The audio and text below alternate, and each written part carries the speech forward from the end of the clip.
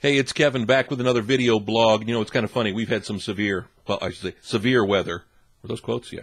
Severe weather over the course of the last 48 hours after having the weird extremes that we've experienced all over the country. Because I still do the dual citizenship thing between Tennessee and Ohio, we both kind of had the same, except there's a little bit more extreme, a 30, 40 degree jump in one day right back down for us with the storm. And actually we were getting more tornadoes or tornadic activity. And it's kind of funny, having lived pretty much all over the country over the years, having had a father who did television weather for more years than he would like to have done it, the weather's always fascinated me. I've talked about this many times before. If I'd stayed in TV while I thought I was going into sports, I probably would have gone into weather, and I probably would have gotten my meteorological certificate and done that, because I always enjoyed the weather. I always enjoyed it when I went through radio. Some of my most incredible stories involved everything from tornadoes to hurricanes to severe winter storms. That was when we truly shined as broadcasters. I'm just amazed at, well, not only how everybody overreacts in the South when it comes to severe weather, but really how everybody's just starting to freak out with severe weather changes because of, I guess, global warming, whether you believe it or not, because of El Nino, La Nina, or is it El Nino? I don't remember which one it is.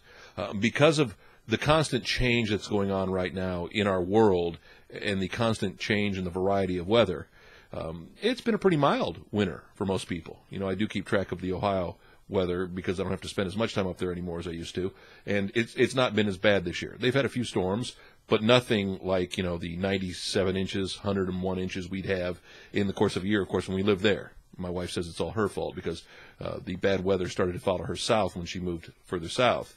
But it's amazing to see, I think, once people don't experience it, how much they forget about it.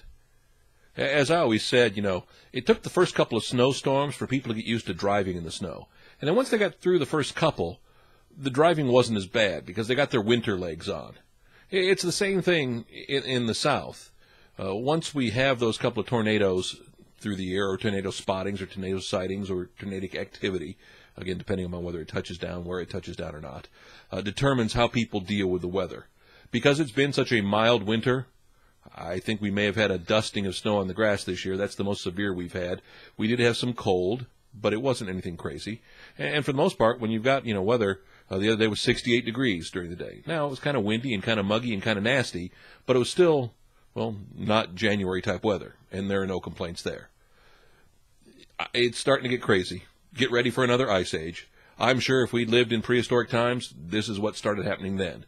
Luckily, it takes a couple hundred years for all these seismic shifts to happen, and I probably won't be around for that. Another video blog coming up soon. Heck, this is two in the span of a week. That's some kind of record. Although I remember back in the day when it was every day. I do have the radio podcast, too, the audio cast, if you will. MasonMinute.com. You can also find it on iTunes. That's 1 minute every day. If you can't get your fix of Kevin in the video blogs, and really, other than my wife and probably my mom, who doesn't get their fix of Kevin on a regular basis, you can check me out at themasonminute.com, or you can always check me out here at Kevin Mason TV, too.